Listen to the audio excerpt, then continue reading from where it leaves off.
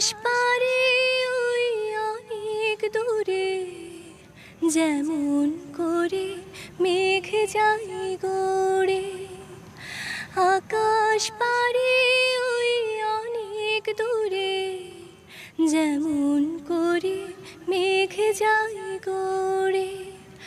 যেমন করে সে হায় ভাসে, কই তাহার মতো তুমি আমার স্বপ্নে কভু ভাসো না তো। অলিরও কথা শুনে বকুল হাসে, কই তাহার মতো তুমি আমার কথা শুনে হাসো না তো।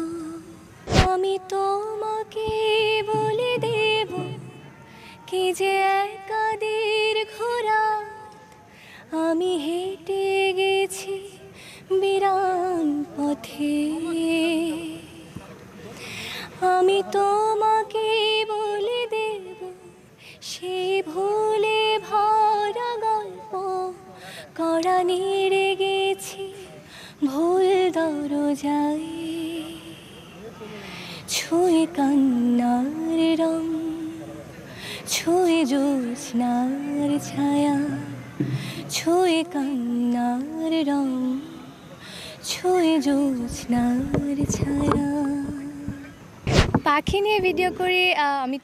আমি অ্যানিমাল লাভার, আমার পশু পাখি খুব পছন্দ ছোটোবেলা থেকে। একদম আমার যখন 5-6 বছর বয়স তখন থেকে আমি পাখি পালি, অ্যান্ড আমি তারপর থেকে আসলে পাখি ছাড়া থাকিনি, পাখির সাথেই থাকি সব সময়। আমার মনে হয় যে আমার একটা আত্মার কানেকশন আছে পাখির সাথে। কতগুলো পাখি আছে আপনার? পাখি আমার এখন এখানে একটাই আছে, বাসাতে আছে আসলে আব্বুর কাছে কয়েকটা আছে। আমি একটাই আর কি বেশি আদরে যত্নে পালন করি যদি বলি, আমার বাবুর মতো করে। তো একটাই আছে, লিও নাম। মানে পাখির নাম কি? লিও। লিও, আচ্ছা। পাখিটা কি আপনার কাছে আছে নাকি এখন বাসায়? বাসায়, আমি তো নিয়ে আসি না। যখন যেখানে যান তখন সেখানে নিয়ে যান না? হ্যাঁ, নিয়ে যাই। আসলে বেশি গ্যাদারিংস তো, পাখি তো একটু ভয় পায় বেশি মানুষ হলে, ওই জন্য। এই যে পাখির পিছনে প্রতি মাসে কত টাকা আপনার খরচ হয় একটু বলবেন?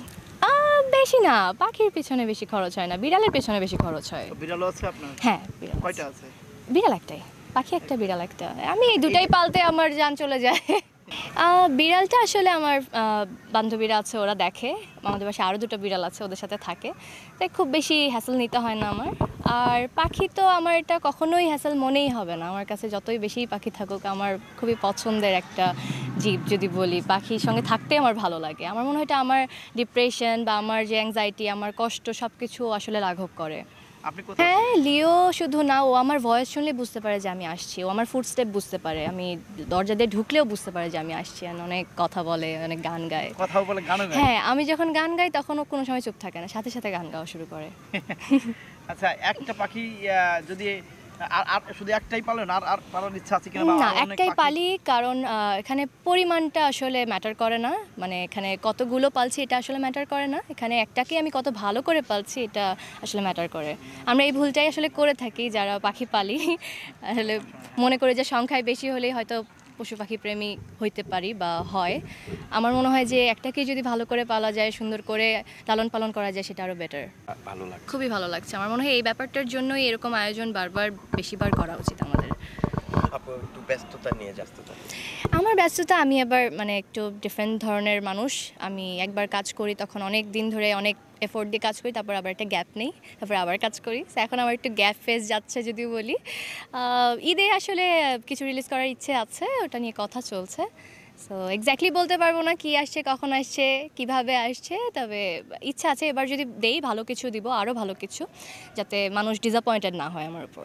গ্যাপে কাজ করতে মানে একটার পরে একটা, আপনার গ্যাপটা কেন? কারণ আমার মনে হয় জীবনে আরও অনেক কিছু করার আছে। এই গান বাজনা, অভিনয়, এগুলো বাদেও অনেক কিছু করার আছে। জীবনটাকে উপভোগ করতে হলে আরও অনেক কিছু করতে হবে।